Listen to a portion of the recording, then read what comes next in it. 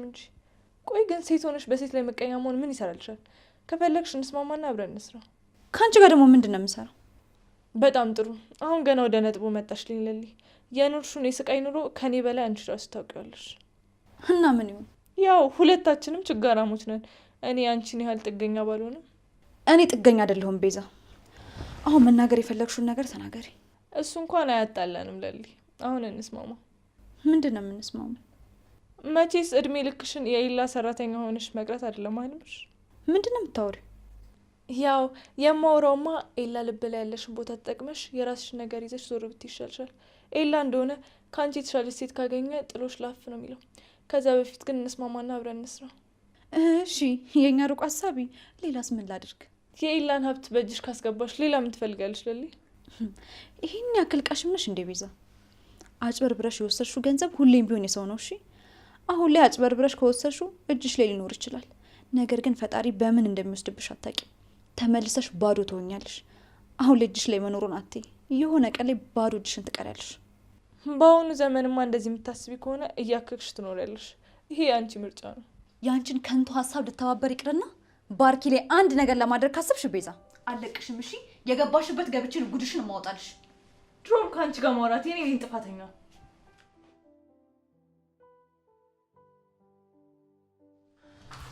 ፍቅር ምን እየሰራሽ ነው? ቁርስ እየሰሩ ነው። እንዴት ማለቴ? ከመቼ ወዲህ ነው በጠዋት ተነሳሽ መሰለኝ? ይቅርታ አድርጊልኝ፣ ተጸጽቻለሁ። ያልኩሽ እኮ ከልቤ ነው። በያሁን አንቺ ሳህን ይዘሽ ሂጂን ያቀራርባለሁ። እሺ በጣም አመሰግናለሁ ፍቅር። ጎሽ ፍቅር አደይን እያገሻት ነው? አረት የምን ታግዘኛለች? ቀድማ የተነስታ ሰርታ ነው እንጂ። ጎሽ ልጅ ማለት እንደዚህ ነው። ደግሞ ይሄ ምን ችግር አለው? ማይ እንደዚህ ስታደርጊ በማየቴ በጣም ደስ ብሎኛል። በየቀሩን አደይ ትሰራዋለች። ሰላም ለእናንተ ይሁን ውድ የቻናሌ ቤተሰቦች። እንግዲህ ለቻናሌ አዲስ ለሆናችሁ ላይክ፣ ሰብስክራይብ እያደረጋችሁኝ አደይ ወደ ቤቱ ተመልሳለች። ወደ ቤቱ የተመለሰችው የፍቅር እናት ልታይ ነው እንጂ እኔ እዛ ቤት መቆየት አልፈልግም እያለች እንግዲህ አሁን ፍቅር ይቅርታ አደይን ጠይቃ አብሮ እንደሚኖሩ ተስፋ እናደርጋለን። እንግዲህ ፍቅር እያስመሰለች ይመስለኛል። አደይን የበደልኩሽም ያደረግኩሽም በጣም ይቅርታ አድርግልኝ ስትለው፣ ሊዲያ ግን አደይን ፍቅር ይቅርታ በመጠየቁ አላምንም እያለች ነው። ፍቅር ግን ከልቧ ይቅርታ አድርግልኝ እያለች ይቅርታ እየጠየቀች ነበረ። እናቷን ደግሞ በዚህ መሀል ገብታ ይቅር ተባባሉና ሰላሙን አውርዱ፣ እኔም እዚህ ያለሁበት እናንተ ሰላም ስትሆኑ ልብ የሚረጋጋ እያለች ነበረ። አደይም ፍቅር ከልቧ ይቅርታ መጠየቋ በጣም ደስ ብሏታል። እንግዲህ እኔም በጣም ደስ ብሎኛል ብሎ ፍቅርም አሁን ያደረግኩትን ጸጽቶኛል እያለች አደይን ይቅርታ አድርግልኝ ብላ ሁሉም ፍቅር ይቅርታን ስጠይቅ ዴቭም ሌዱም አላመኑትም። ግን አንቺ እውነትሽን ነው እያሉ የፍቅር እናት አደይና ፍቅርን አስታርቃ እንግዲህ ፍቅር ተነስታ የሚበላ ነገር ላቅርብ ስትል ሊዲያ አላመነችም እና ከመቼ ጀምሮ ነው አንቺ የበላሽው እኛ የምንበላው እያለች ነው። ግን የፍቅር እናት እኔ ስለሰራው መቅረብ ብቻ ስለሆነ ፍቅር አደይ አንቺ ተቀምጪ ከመንገድ ስለመጣሽ ደክሞሻል እኔ ያቀርባለሁ ብላ ከእናቷ ጋር እንግዲህ እንደዚህ ፍቅር እንደዚህ ከቀጠለች አሪፍ ነው። ግን እንግዲህ እንደዚህ ትቀጥላለች ወይስ እናቷን ካለ እያስመሰለች ነው የሚሉ ግራ ነው የሚገባ። እንግዲህ ቤዛ ደግሞ ድራማውን ቀጥላለች። ባርኪ ብር ሲከፍለው እሷ ከወንድሟ ጋር ተዳውላ ባርኪ የላከውን ብር በፓስፖርት እንደሚያስጨርስላት ነው እየተናገረች ያለችው። ግን እንዴት ነው ያልተናገረ? ባርኮት ባይነግረው ኑሮ ብሩም አንተ እንደተቀበልክ አላውቅም ነበረ፣ እንዴት ነው የደበከ ብላ ከወንድሟ ጋራ በድብቅ ስታወራ እንግዲህ ኤላ ይመጣና የሰጣችሁትም ፓስፖርት እንደሚጨርስና ለእናቷ ትንሽ ብር ሰጥቶ ከሀገር ለመውጣት ነው ያሰበችው። ግን ቤዛ ያቀደችው እቅድ እየተሳካላት ነው እየመሰለ ያለ። እንግዲህ ባርኪና ከዛ ስልክ እያወራች እድሜ ለአንተና ለባርኪ እያለች ነው እያወራችው። እንግዲህ ሊሊ የተናገረችው እውነት ነው። ማንም ግን ሊረዳት አልቻለም። እሷም እያስመላሰለች ከባርኪና ከአንተ ውጪ ማን አለኝና እያለች፣ እሱ ግን ከባርኪና ከኔ ይልቅ ወንድምሽና እናትሽ አለው እያለ ከሰው ጥገኝነት እንደ ሊሊና እንደ አደይ ሰርተሽ ከጥገኝነት ውጪ እያለት ነው። ግን ወጣት ስለሆነች እንደዚህ ልፍስል መሆን የለብሽም።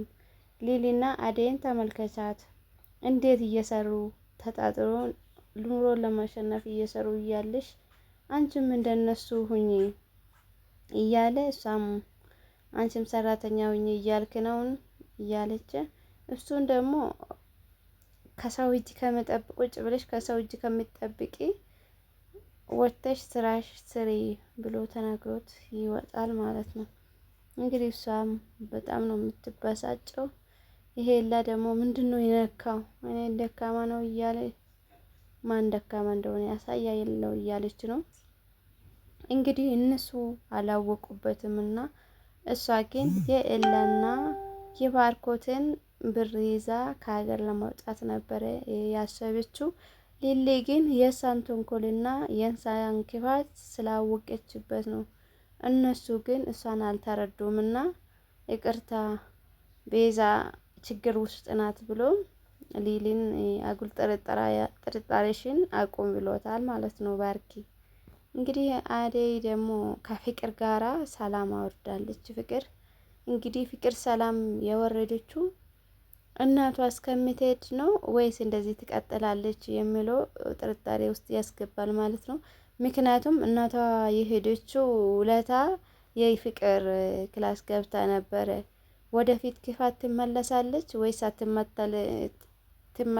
ወይስ አትመለስም የሚለው ማለት ነው ጥርጣሬ ውስጥ ያስገባል። እንግዲህ ኪንጎም ደግሞ እዛ ክፍለ ሀገር የተቸገረችው ልጅ ስላለች እሷን ለማምጣት እኔ ሄዳለሁ እያለ፣ አሹና ብርሃን እነሱን ካላገዙ እኔ እጄ ልጅቷን አውጣታለሁ ከዛ ችግር እያለ፣ ግን እዛ የአደይ አባት ይገለናል እያለ ከገደለም ይግደለኝ እዛ ምስኪን ልጅ ከዛ ሳላወጣ እያለ እንግዲህ ጸጸት ውስጥ ገብቷል። ሮማንን ነጻ ሳላወጣ በፍጹም ወደ ኋላ አልመለስም እያለ ነበረ። ሮማን ግን የልጅነት ፍቅር ነው ወይስ ምንድናት ሲለው፣ እሷ ግን በዛ መልኩ ተሳስበን አናቅም። አደይም ብርሃንም አሹም ሆነን ሁላችን አንድ ላይ ስላደገን ነው እህቴና ወንድሜ ብለን ተባብረን እየኖርን ነው። ስለ ፍቅርም አናወራም ነውርም ነው እያለ እንግዲህ ባርኪም እዛ ወንድሙ እንዳገኘው ወንድምሽን አግኝቻለሁ ቅርታ አድርግልኝ በዚህ መልኩ ስላላመንኩሽ ነው ይላል። እሷ ግን ውሸቷን ነው ማለት ነው። መጀመሪያ ያሳመነችው አሰምናም ባርኪን እዛ ሄዶ እንዲያገኝና ቤታቸው በአራጣ ተበዳሪ እንደተያዘ፣ ባርኪም ደግሞ የአራጣ ተበዳሪውን አግኝቼ ብር ከፍያለሁ ሲል እሷም በጣም ነው የምትበሳጨው። ቤዛ በጣም ነው የምትናደደው። የምትናደድበት ምክንያት እኔን ሳታሳውቀኝ ለምንድን ነው የከፈልከው ትላለች። ለምን ይመስላችኋል እንደዚህ የምታደርገው? እንግዲህ ብሩን የፈለገችው እሷ ስለሆነ ቤታቸውም ስላልተያዘ በውሸት ነበረ። እሷ የነሱን ብር ከተቀበለች በኋላ ከሀገር ለመውጣት ነበረ ፍላጎቷ። ስለዚህ እሷን ስላላሳወቀ ነው ለምንድነው ያላሳወቀ ብላ እንግዲህ የተናደደችው። እሱም ደግሞ ከፍያለሁ ለምንድነው እያለ ስለሆነ እንግዲህ ፍቅርና አደይም